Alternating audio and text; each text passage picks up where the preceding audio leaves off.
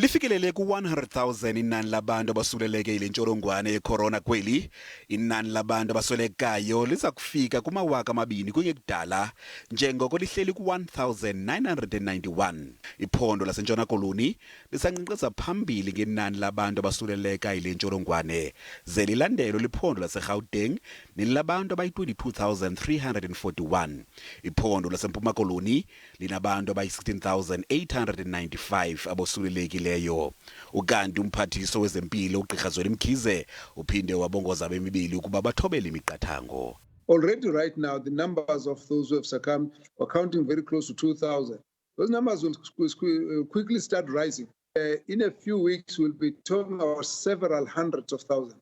And that actually is because of this behavior. This is what you are seeing now. Wait for 2 weeks. You will see the impact of how the recklessness that we would have actually seen now, how it will actually translate in the numbers of more new infections that are going to be coming. The real risk is when those numbers are so huge that even our hospitals can't cope. Kusenjalo inani labantu abasweleka ngenxa ye-corona kweli lonyuke ngomyinge we-2%.